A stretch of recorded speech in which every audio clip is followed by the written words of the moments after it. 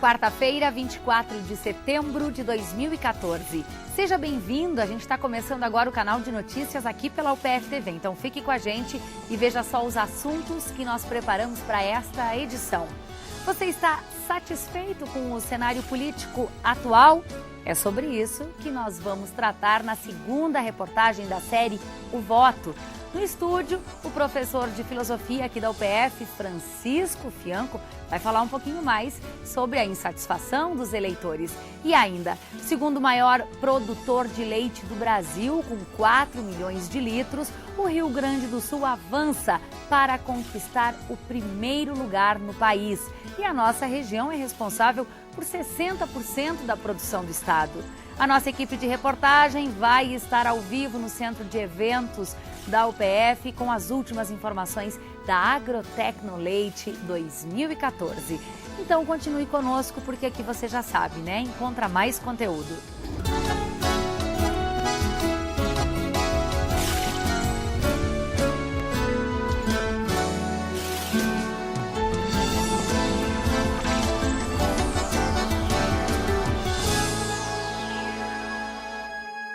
As eleições estão se aproximando e a gente quer te fazer a seguinte pergunta. Você está satisfeito com o cenário político atual? Bom, nossa equipe foi às ruas para ouvir a população sobre esse assunto. Veja agora na segunda reportagem da série O Voto. O trabalho são dos nossos colegas, dos repórteres Gilmar Lima e Fábio Eberhardt.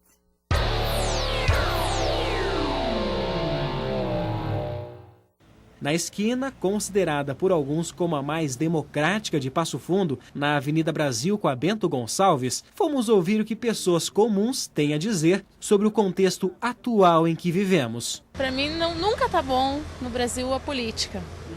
Sempre tem alguma coisa de errado. O que continua é a saúde. Muda tudo, muda a educação, muda várias coisas, mas a saúde fica do mesmo jeito. É difícil de escolher para presidente da República, é difícil de escolher o menos ruim.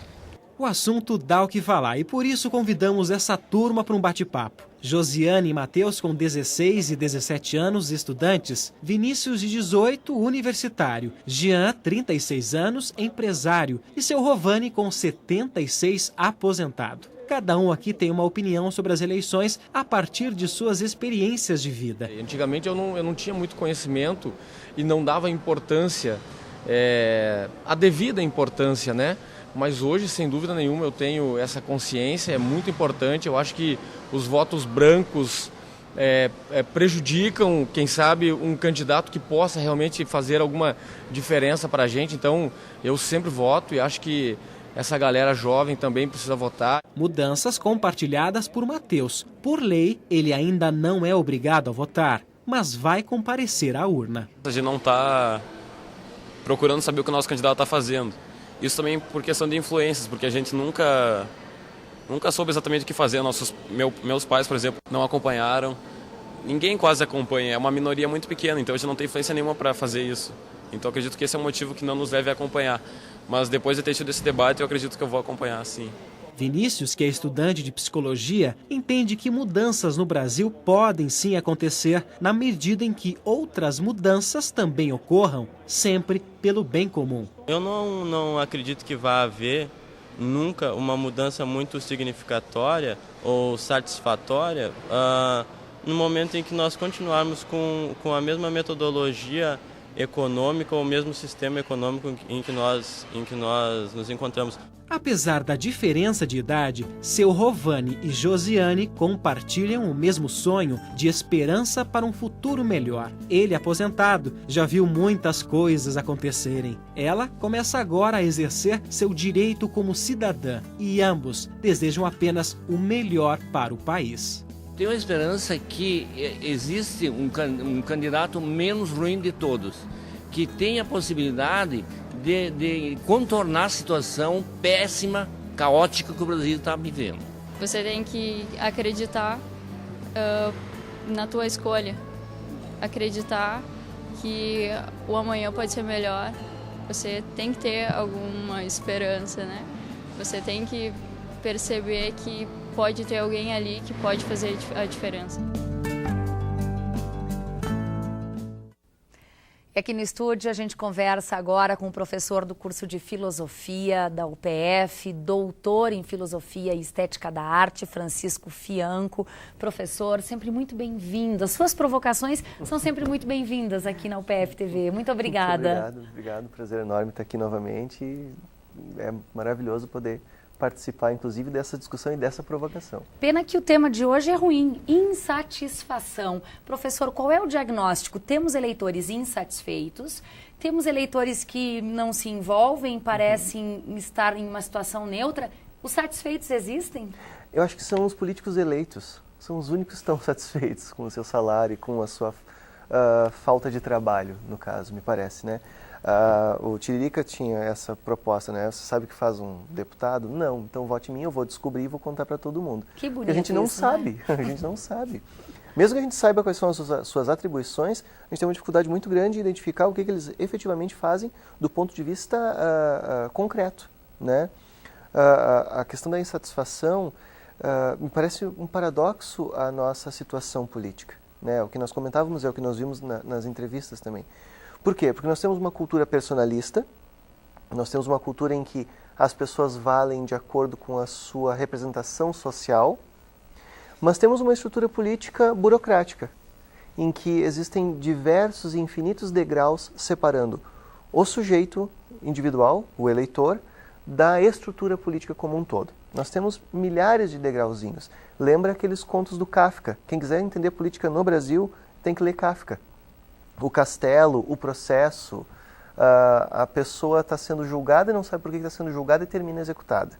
A pessoa quer ter acesso à lei, esse é o tema do castelo, e ela é barrada no primeiro portal.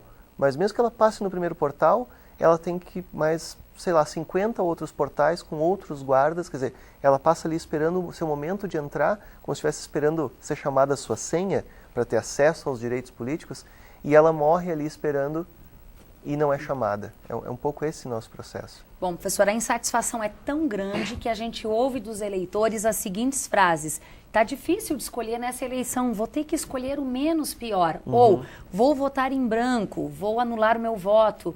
Ou ainda, pena que o meu candidato não vai ganhar mesmo, por isso vou votar o que está em primeiro lugar. Professor, como é que se resolve esse problema?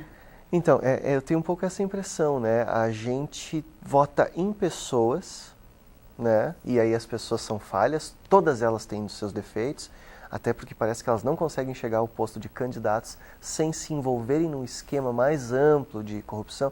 A gente fala da corrupção, mas a gente é um pouco ingênuo, né? A corrupção não está só no sistema político, está no nosso processo cotidiano. Então, ou o sujeito entra no esquema, ou ele não chega ao posto, né? E quando ele chega ao posto, ele é engolido pelo esquema. Mas a gente está errado isso, né? Isso que eu dizia do paradoxo entre personalismo e burocracia. Nós não deveríamos votar em pessoas, nós deveríamos votar em projetos. E esses projetos de trabalho, eles deveriam ser independentes da pessoa que os vai executar, porque essa pessoa, esse sujeito carismático que agrega, ele não vai trabalhar sozinho. Ele vai ser auxiliado por uma infinidade de outros sujeitos que daí sim têm condições de fazer alguma coisa. Porque tem muito de nesse personalismo, tem muito de religiosidade na nossa política. E assim como a religião, a política com essa ênfase messiânica de que se eu eleger o fulano, tudo vai melhorar, tudo vai ser diferente, é mentira. As duas coisas são sonhos vendidos que nunca são entregues, são promessas de felicidade que nunca vão se cumprir. Então as pessoas deveriam votar em projeto. O que é um problema muito grande no nosso contexto político, se a gente perceber como é orgíaca, como é... Assim, a palavra certa é suruba. Nós temos uma suruba ideológico-partidária. Os nossos candidatos não têm uma posição política. Eles têm um senso de oportunidade. Tem candidato propondo fazer aquilo que não é de sua pasta se for eleito, por exemplo. Vai fugir do seu alcance. A grande pergunta para os candidatos políticos não é nem o porquê, é o como. Eu vou fazer milagres, vocês vão ver Jesus voltar numa nuvem na minha candidatura. E abrir o Mar Vermelho. E abrir o Mar Vermelho, exatamente. E aí a gente pergunta, como? como? O político promete, né? Faz parte da profissão, prometer e se emocionar falando. Mas ele tem que dizer como ele vai fazer. Se a gente faz um projeto qualquer projeto dentro da instituição, e a sociedade é uma grande instituição, infelizmente não é uma grande UPF, mas é uma grande instituição, a gente tem que dizer como. O recado está dado, professor. Votar em projetos, avaliar os projetos dos candidatos e perguntar como vai fazer. Votar com consciência, não votar porque o candidato é bonito, não votar porque tal candidata lembra a minha avó, não votar por essas questões irracionais que estão tão presentes nos nossos processos de escolha. Tentar parar e estudar um pouco sobre os processos e sobre os projetos. As nossas provocações continuam aqui amanhã, viu, professor? Muito obrigada pelas informações. Eu que agradeço. Um bom dia. Eu agradeço igualmente. Olha só, amanhã, nessa série de reportagens e entrevistas sobre política, aliás, a nossa contribuição para você, telespectador, refletir ainda mais, nós vamos falar sobre o horário político e o quanto ele influencia ou não na decisão do eleitor. Bom, e para você que neste ano vai fazer o Exame Nacional do Ensino Médio, o Enem, a UPF está com inscrições abertas para um curso intensivo e preparatório para a prova. As aulas vão acontecer todos os sábados do mês de outubro. As vagas são limitadas, as inscrições são de graça. Outras informações no site upf.br. Depois do intervalo, nós vamos conversar com o autor do livro do mês de setembro, aqui na Capital Nacional da Literatura, Rafael Montes. E você vai ver também a Agrotecnoleite atrai estudantes e produtores, oferece contato com a comercialização e também acesso a novas tecnologias. Os detalhes a gente conta já já, depois do intervalo.